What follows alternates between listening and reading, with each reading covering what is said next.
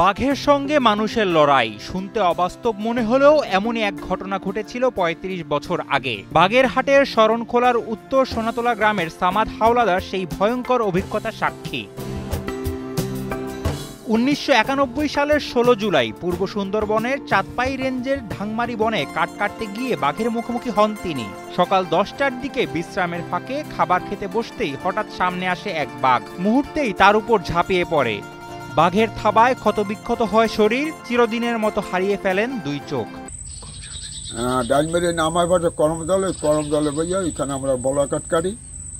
তখন আমি বলছি ওদের কাছে, বললাম যে ভাই তোরা তো নাস্তা কিছু খাইছো, আমি নাস্তা খামো, তাহলে আমি একটু নদীর সাইডে যাই, আমি নাস্তা খাইয়ে।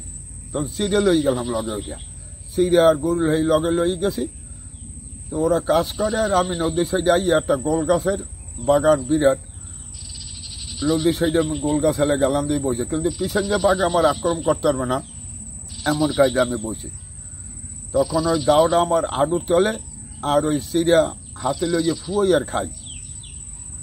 এক গাল সিরিয়া মহি দিয়েছি, মহি দিয়ে খাইছি, ফিরে গাল মহি দিয়েছি, আস্তে আস্তে ওই বাঘ সামনে আইছে।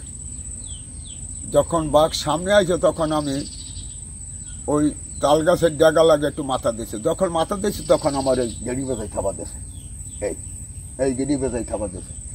থাবা দেওয়ার পর আমি মনে মনে চিন্তা করলাম যে আমার তো লই যাইবে। আর লোকজন সারা পাইয়া কত গাছে ৩ জন গাছে উঠে গেছে, লোকজন সারা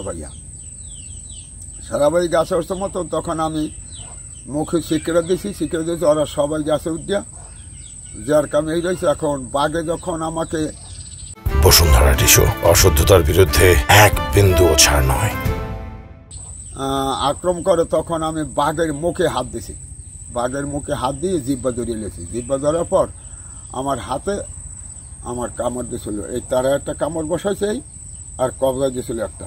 তখন ওই হাত বাহির করিয়া বাঘের 2 কান ধরছি, এমন জোরে ধরছি কান যে আমি লাফাই উঠবো, পিডির উপরে উঠবো। আমার নেই চাই যে আমি তো গেছি, তা বাঘ তোরে আমি লই যে আল্লাহ ঘরে।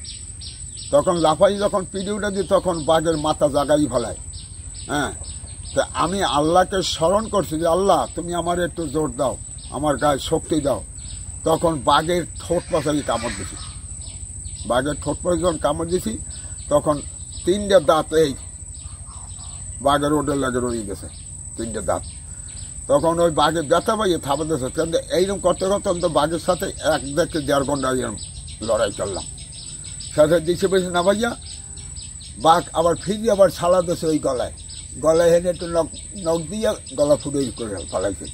তখন কান ফাঁসাই থাপা দিয়েছে, চক্ষু ফাঁসাই থাপা দিয়ে চক্ষুটা ঝুললে এদিকে পড়ে গেছে। তখন ওই বাউ চক্ষুটা লাফায়, লাফার বলত তখন আমার দড়িও মানে শুকাই গেছে, রক্তে দড়ি শুনে গেছে। তখন আমার গায়ে অনেক বল কমে গেছে।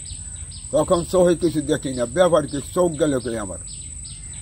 তখন মনে মনে চিন্তা হচ্ছে এই তো বাঘ তো আমার নেবে, চোখ আমি আতাই, বাঘ দেহি আসেনি, না বাঘ দেহি না, বাঘ মানে চলে গেছে। বাঘের সঙ্গে লড়াই করে ফেরত আসা এই যোদ্ধা জানান সেই ভয়াবহ ঘটনার স্মৃতি এখনো শিহরণ জাগায় তার মনে। তিনি চান এমন ঘটনা যাতে কারোর সঙ্গেই কখনো না ঘটে।